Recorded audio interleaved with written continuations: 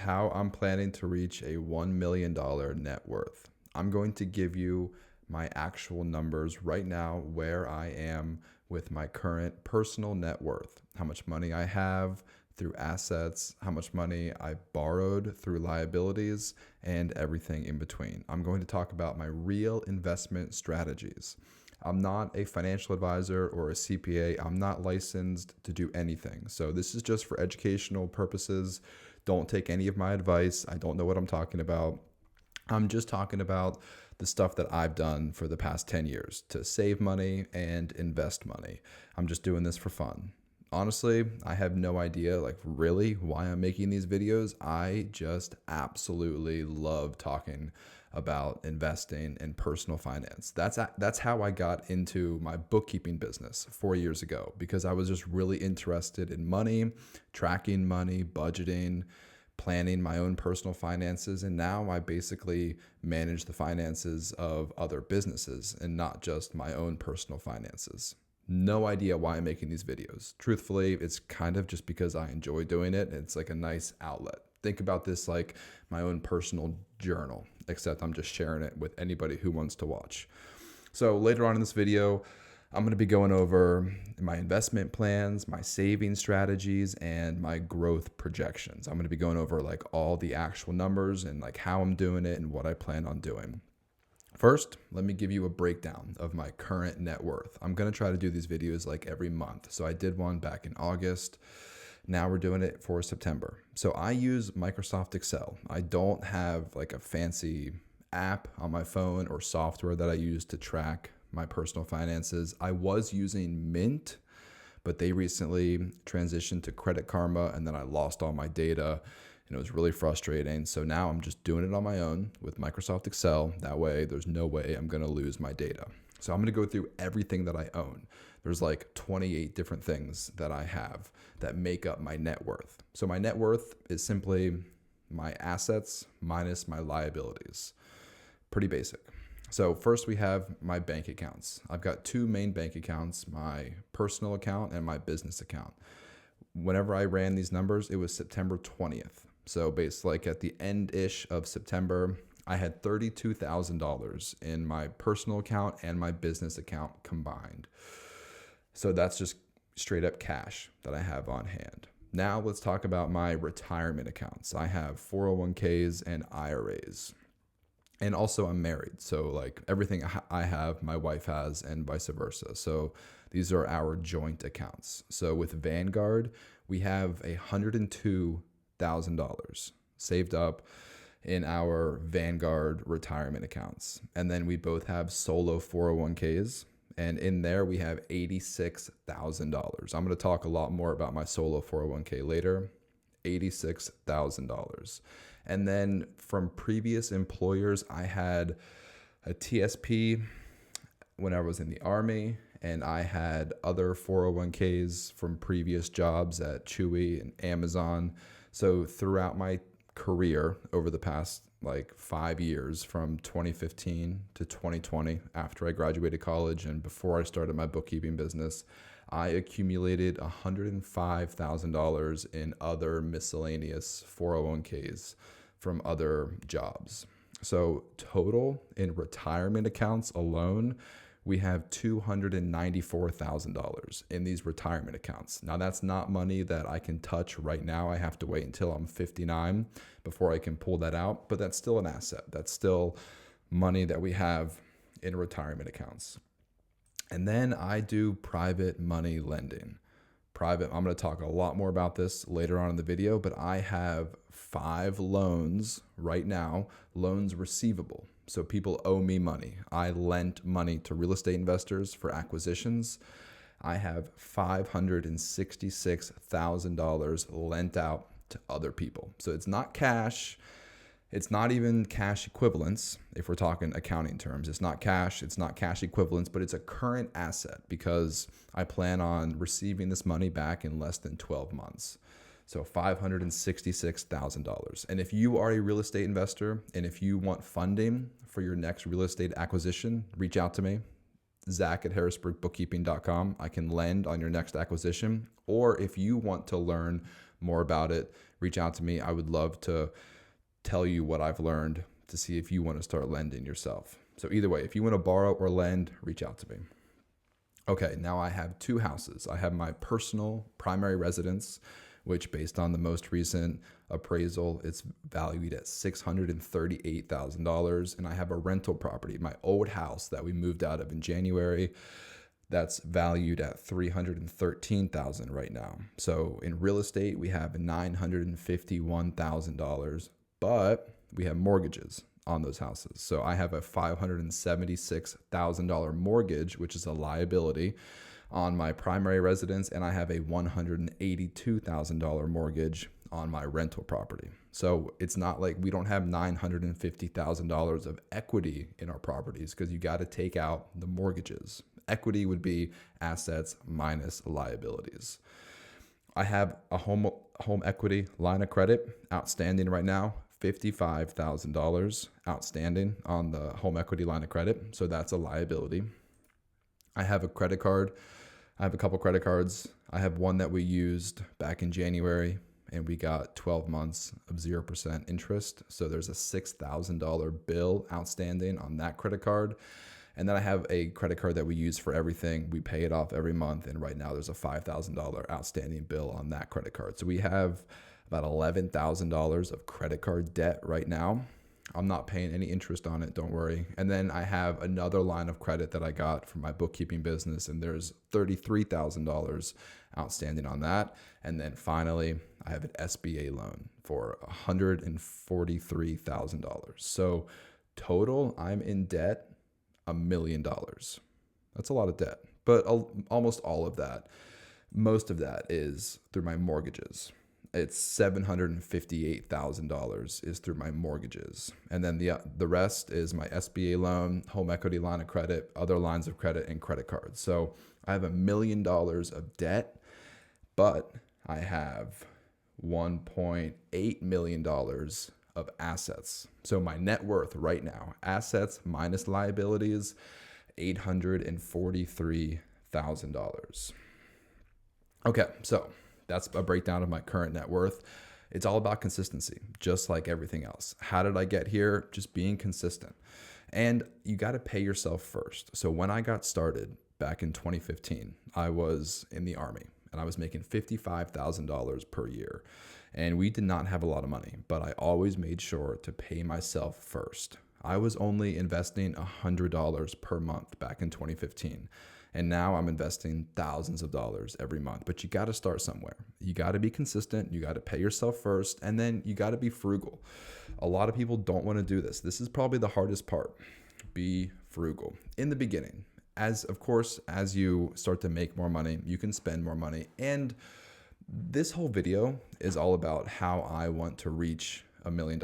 So like this whole thing is talking about how I'm saving and investing money. I'm not talking about the best way to go on vacation or the best way to live life to the fullest. So everything I say is from the perspective of trying to save money and invest money. So of course I'm going to talk about how good it is to be frugal.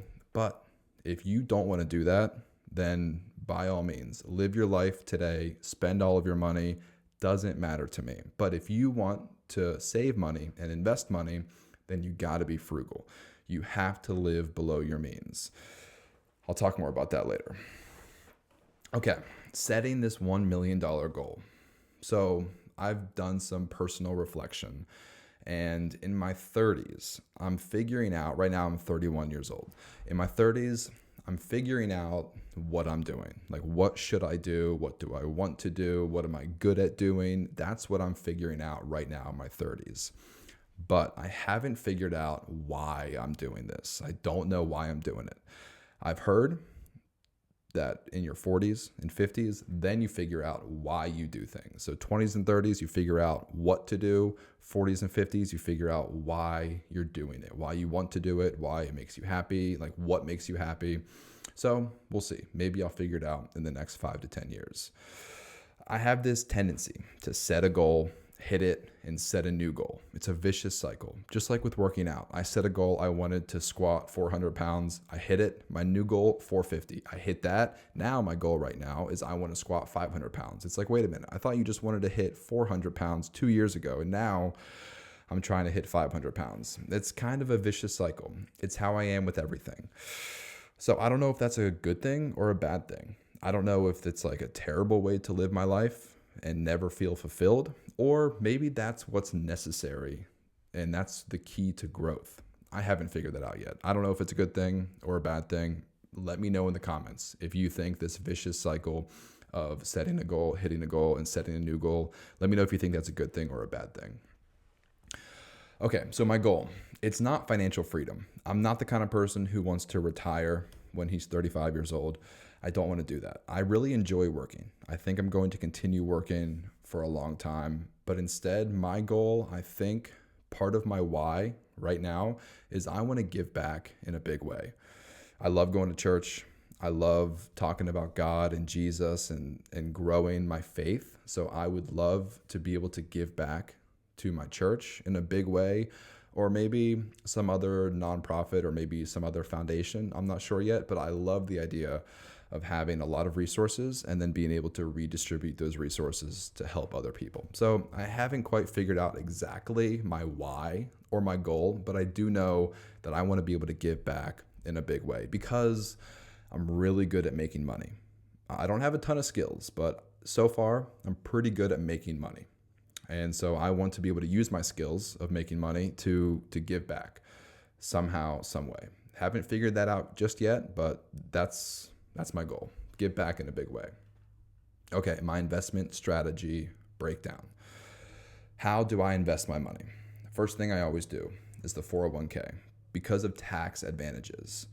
So I have a solo 401k. If you are a W-2 employee, definitely recommend what I would do, I contributed to my 401k to get the company match. That's free money. You might as well do it. So I contribute to my 401k first. I have a solo 401k and the max contribution is $69,000 per year, but it's all based on your income, how much money your business makes. So I contribute about $30,000 every year to my solo 401k because, not to get too into the details, but I'm an S corporation and I have my salary set pretty low. So I can only contribute like $23,000 plus 25% of my salary, which ends up being about $30,000 per year. Roth or IRA? That's the golden question. Roth is taxed now, not taxed later. Traditional is taxed later, but not taxed now. So there's a lot of arguments for which one is better, Roth or traditional. I don't know. You be the judge of that. I like Roth because I always assume I'm going to be making more money in the future. Okay, my IRA, my individual retirement account. This is different from your 401k, but it has a lot of the same tax benefits as a 401k. So there are income limits for a Roth IRA. I'm above those income limits, so I can no longer contribute to a Roth IRA. So all of my contributions have to be traditional. And there's something called a backdoor Roth IRA. I don't know much about it, to be honest. I'm not a financial advisor or a CPA. I don't really know much about it, but I do know that there's a way that you can convert your traditional IRA contributions into a Roth IRA contribution by doing a backdoor Roth, whatever that means. Okay, so after I contribute to my 401k and my IRA, then I put everything into private money lending. Everything else after my 401k and IRA, all my cash goes into my private money lending. Right now, I'm putting about $20,000 to $30,000 per month into my private money lending. Everything else goes into that. And yeah, basically I lend money to real estate investors and I charge 12% annual interest plus a 2% origination fee. So if you want to learn more about private money lending, reach out to me. I'd love to talk to you about it. If you want to borrow money, reach out to me. I'd love to talk to you about it. But yeah, that's my main investment strategy right now. 401k, IRA, everything's in stocks, mutual funds, and then private money lending right now. So for risk management, I'm young. So I have a very high tolerance for risk because If the stocks that I'm invested in right now go down, it doesn't really matter too much. All of my investments are in stocks, specifically VFIAX. That is Vanguard's mutual fund that mirrors the S&P 500. I don't know much about stocks, so don't take my word for it. Don't take my advice. That's just what I'm doing right now. I'm investing in the Vanguard mutual fund that mirrors the S&P 500. Everything goes into that. I don't diversify my funds into different mutual funds and ETFs. I just keep it simple. I'm sure I could do better if I hired a financial advisor, whatever, but that's just not what I'm doing right now. Income streams. Everyone talks about having multiple income streams. Here's something I heard from Alex Hormozy. You need to figure out how to make money before you learn how to make money make money. And what that means is everyone's trying to take their $1,000 and invest it and earn money on their $1,000. Everyone's trying to make money by investing in passive income. But first, you need to get money. You need to learn how to make money first. Passive income doesn't really exist. Private money lending is very close to passive income, but it's still not passive because I have to underwrite the loans and I have to collect interest payments. It's not really passive income. Investing in rental properties, definitely not passive income because you have to manage the tenants, buy the properties. A brokerage account might honestly be the closest thing to passive income, but it's all taxed. Private money lending, brokerage accounts, they're all taxed. Rental properties are the only thing that aren't really taxed because of depreciation and appreciation. So there's a ton of tax benefits by investing in rental properties, but no matter what your quote unquote passive income streams are, they're all taxed except for rental properties because of depreciation, but it's never really passive. So you just need to figure out first how to make money before you try to figure out this grand scheme of making your money make more money. For me, my bookkeeping business cash flows very well. I'm cash flowing right now anywhere from $20,000 to $30,000, maybe $40,000 per month because of my bookkeeping business. And because of that, I'm able to invest my money and have my money grow for me. So from a frugality and a savings perspective, you need to have a budget. Like I said, when I was in the Army back in 2015, I was not making a lot of money. $55,000 a year was my salary.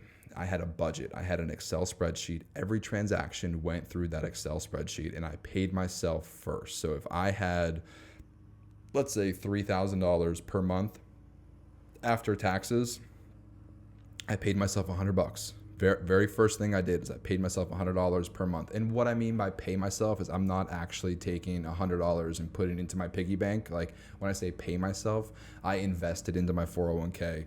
I invested into my IRA. I saved money into my emergency savings account.